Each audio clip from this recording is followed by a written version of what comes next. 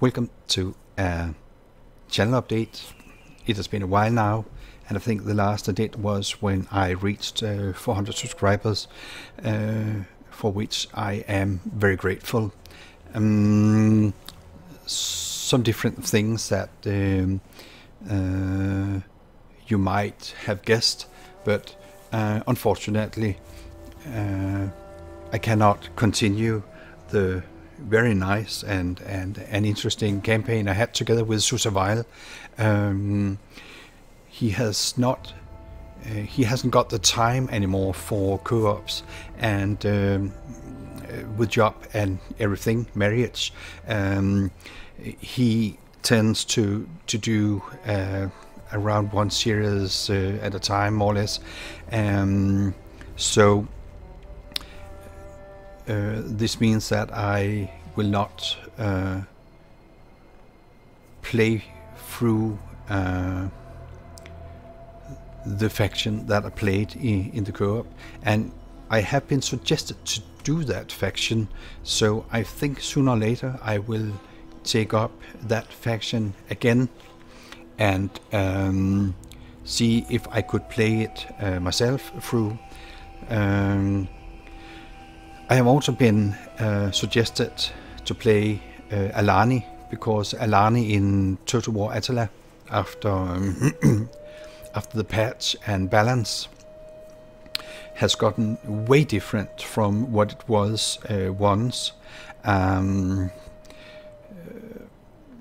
It's much more a cavalry faction now, and with some relatively weak infantry, but they are interesting, and it was suggested to me, and I have tried already 6 times to play with them and record them, but I got annihilated in turn 2 till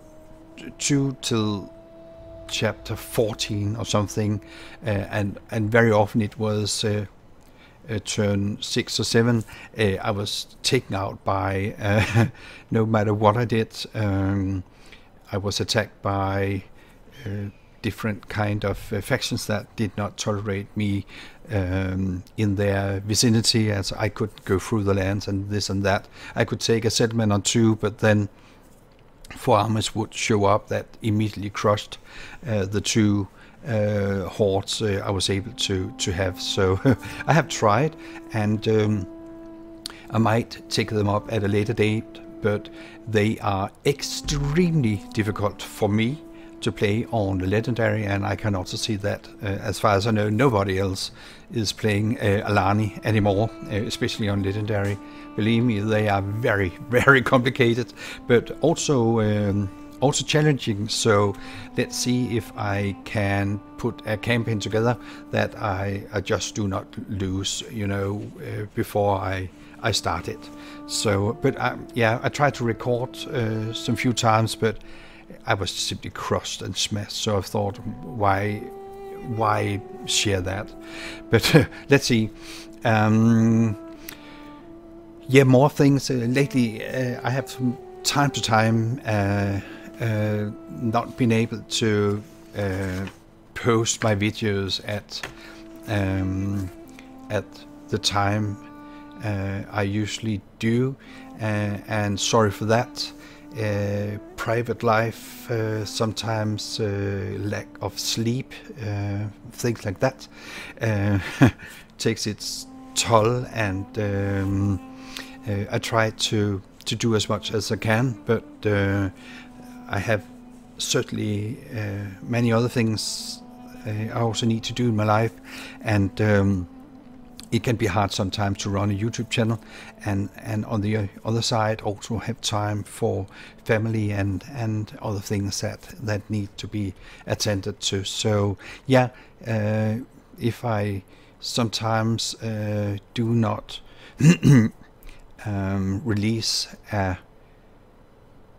video, it is due to different things that have occurred, and usually I try to if it should have been out in the morning, I usually try to get it out later that day, if possible.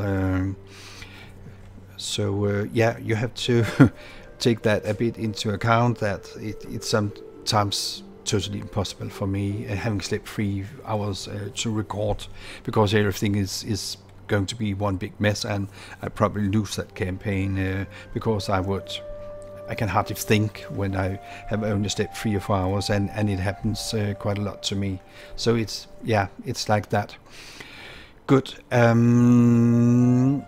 Next thing, as I guess most of you will know, we got this Empire Divided DLC that I bought for my channel, and it has made some differences to the campaign with Iceni or Ikeni that I'm playing.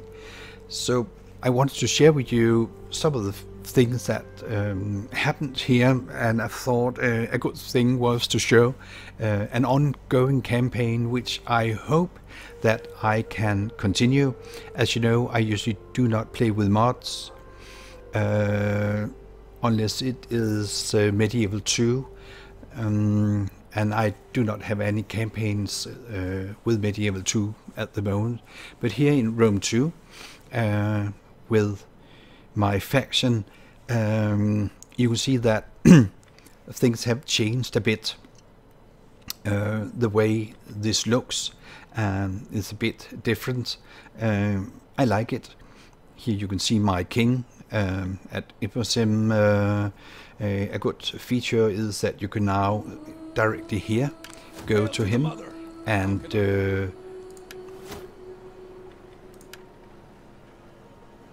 here we got these details, and we can go back and look at him here again. Yeah, authority, security, etc. Nice, and we can see what the different things do in an easy way. Military rank 4, public office 1, his king. For gravitas per turn, influence by instant upkeep, all land units, army only, and plus 10% morale for all units. Nice. Age, gravitas 167, ambition 1. He's not so ambitious, and high ambition increases the effect that a character's gravitas has on their party's influence. Yeah. Traits as we use, king. Here we can see some of the different things that it provides. Household as we are used to. I think that is a really great one. I think I perhaps noticed a new one or two between them. Skills as we know it, but very fine. Also the fastness, you can see what tactician level 1 does, strategist level 1, etc. Good. And here you can see forces effects, etc. Also here, good. I think things. Now he is my king, and he's also a general, and therefore he cannot do these things. But if he was a statesman and not used, he could go to a troublesome province to help with administration, and that should hopefully instill some order. So another thing is to organize a feast. I like these things, but you have to have a statesman. And talking about statesmen, you can hire them here. We got the commander's effects as usual, price, etc. But you can hire one, and then you can have them do things. If you have a a troublesome area with low public order, you might send them there and see what that is going to do. Yep. What more? Now we have my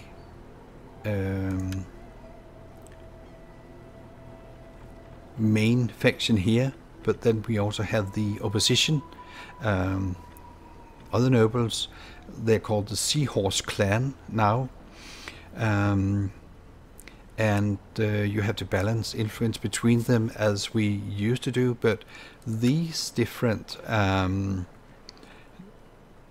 important characters here, they of course have the same screen, but here you can see he's a party leader for the Seahorse clan, and you can see his political views here. That's interesting. Subversive, +1 loyalty for each 8 in action for 5 turns, skills, traits, and all that. And yeah, we still got the statesman actions and all that can be done. Forces effects, etc. He's an admiral at Mar Africum at the moment, but interesting. And if we take Avocatus, we still can marry, assassinate, adopt, and all that. But if we look at his political views, he hates Easterners, -2 loyalty for each Eastern faction with which you have established diplomatic treaties, up to -10. So that, as establishing contacts in that direction, might make him hateful, and maybe he would instill a kind of civil war where the areas belonging to the Seahorse clan, now I don't know about the admirals, but they got these 2 generals, and especially Avocatus here in our modern day London as a Camalodunum main province in Britain. That would be absolutely killing if he suddenly broke loose and took that province. As far as I understand it, it could be likely. Yeah, we also got Sinoix at Iblana, Ireland, and hates Romans, -2 loyalty for each diplomatic treaty with Roman factions up to, so -10. Interesting, I think. My own generals don't have these things, but more to take into account when you plan your campaign. And here politics, you can see the Seahorse clan as other parties, Seahorse clan, like Greeks, and yeah, here it is, +2 loyalty for each Greek faction. That's good. 1 loyalty for each province where players' culture is dominant and subversive. And I think this has, as some of this is very depending on Lanios as leader of the Seahorse clan. His successor here, Avocatus,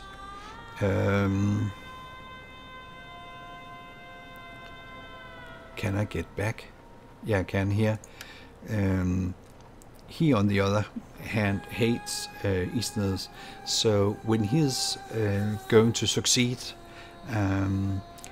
then the party traits might change. You can see party statistics here. They got 358 out of 1,200 elders, and 2 regions, as we spoke of. And one of them very important, as it is our capital region province. And here we can see their loyalty breakdown. Difficulty level means -20, but imperial level, likes Greeks, traditionalist, promoted characters, Yeah, gives something the other way, and that breaks down to 10. Influence 30%. Yeah, here. But interesting. And here we got our faction traits. And another thing, yeah, we can take actions against the Seahorse clan. We can purge, organize massacre for who support this party. That could be interesting. I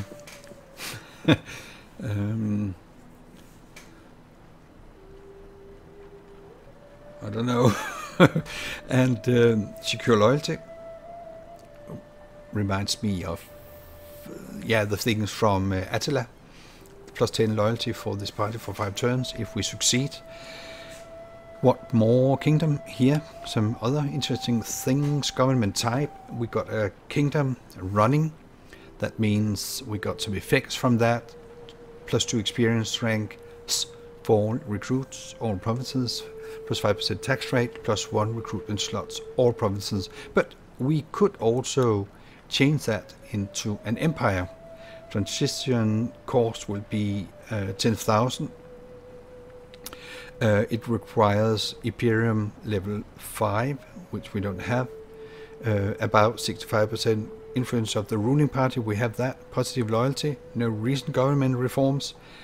It will cause 30 public order faction-wide, decaying by 3 per turn.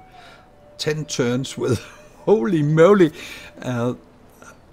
I could imagine things going totally off the tracks there. Minus 30 loyalty for all parties. I doubt that I will dare that, unless you really want to screw up your campaign massively. But of course, Imperium level 5 might also do other stuff that I don't know. You can also form a union. No recent government reforms is a requirement. It still costs 10,000, minus 20 public order, minus 20 loyalty. So if I had the money, I could do that. And you can see the effects from that, plus 20% military research rate, minus 5 loyalty for all political parties, minus 10% upkeep cost for all arms here. That would be nice. And the effects of empire, 1 more edict, and research rate for both military and civilian. A lot of loyalty and 1 more recruitment slot. So yeah, I don't know, I think this sounds best at the moment, but interesting new stuff, I think. And here we got the summary. That is more or less like we know it.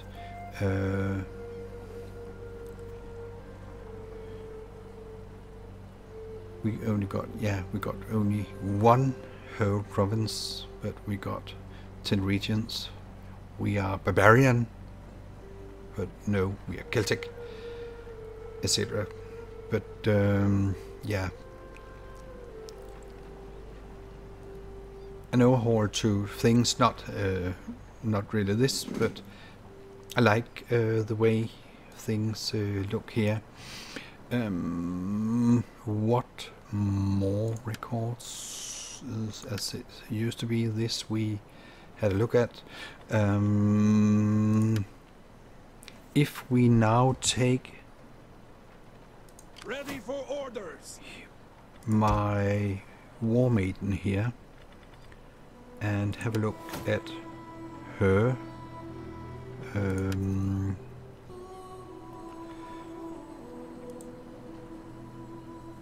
How was it? Let me see. I need to.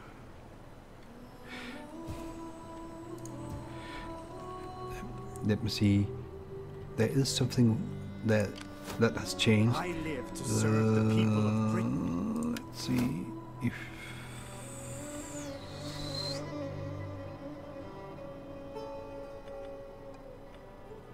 We can see it here. We cannot do it like that. I'm bitten out, but it's about the character traits. That's also something new here in the encyclopedia. It's now only locally based, not on the web anymore, which I also don't think they had lately. But nice, different things as different DLC that you can view, select the map, etc. But single player.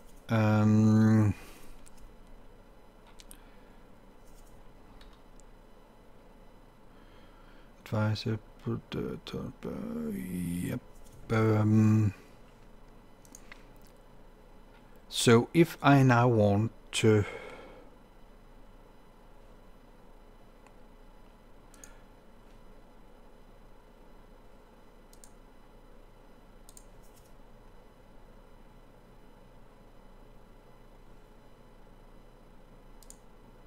know something about my faction, local mercenaries, when you start, we can do it like that. But something I do not know here. How do you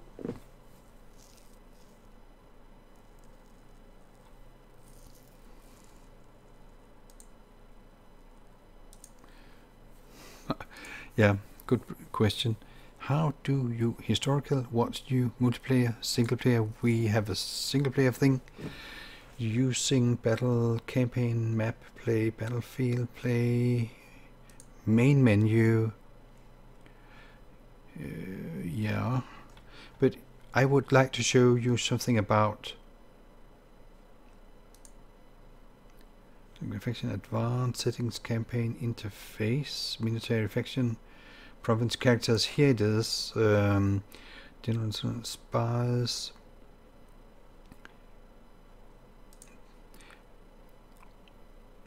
Now we can, I think, as far as I remember, easier see all the different actions that you can do. But character skills here, the skill tree, character traits.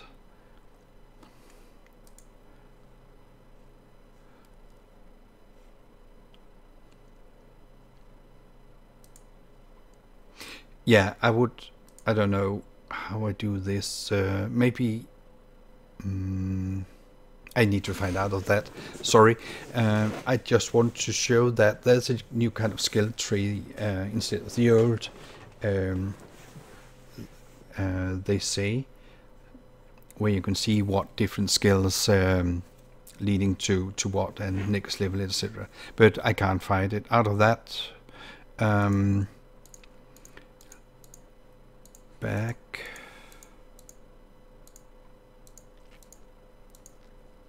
Yeah. So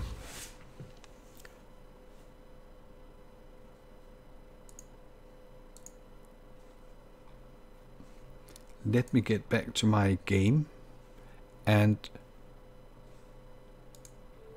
here it is. Yeah. I don't know how exactly, if I want to show you Well met. the character traits,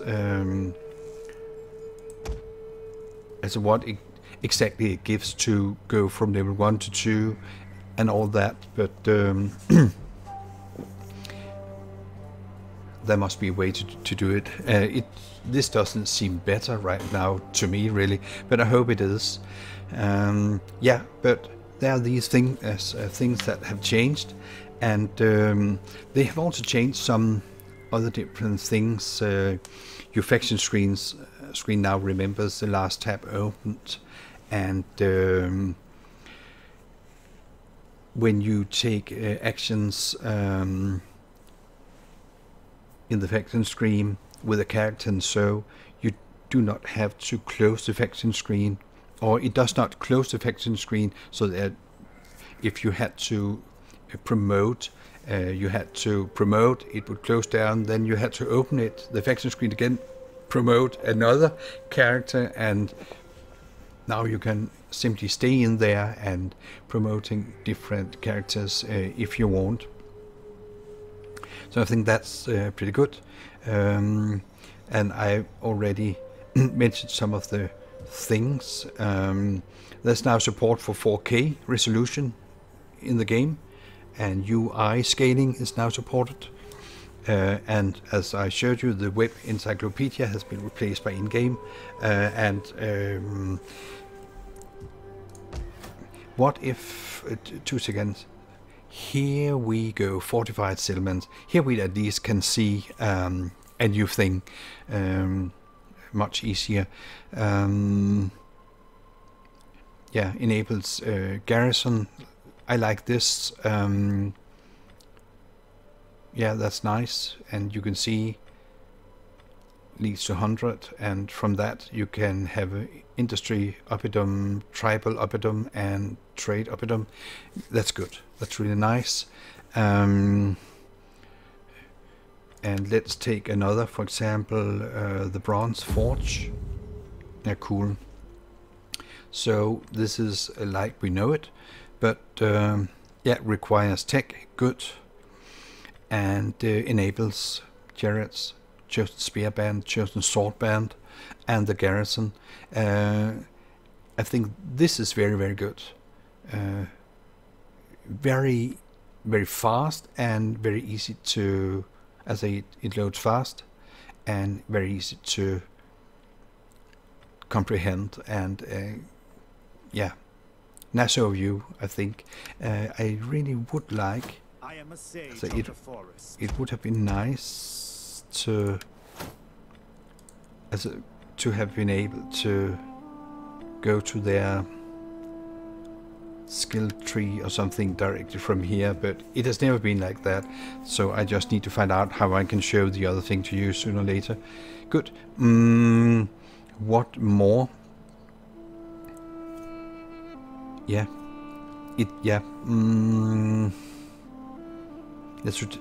A campaign filter has been added to the multiplayer custom battles, right? Players can use playable factions from all campaigns in custom and multiplayer battles. I think that's nice. And you can zoom more in the grand campaign. Not much more, I think, but they say you can. So probably.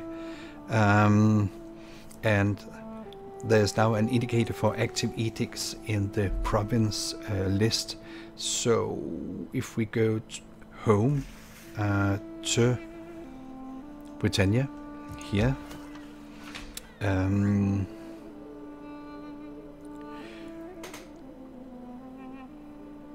indicator for active edicts.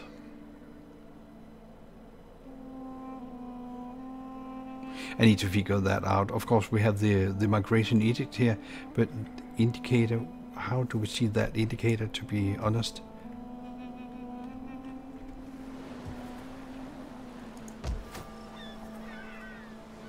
Good question. I don't know. Active indicator. Active indicator. Yeah, I need to figure that one out. But they say so in the patch notes. Yeah. Then the numbers of senators you can gain or lose from dilemmas. Here have been reduced. Some damaged buildings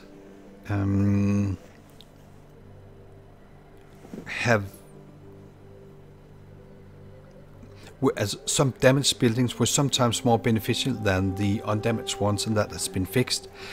Some issues with starting positions of characters and armies has also been fixed. Some of the bonuses from iron and lumber settlements now match the description.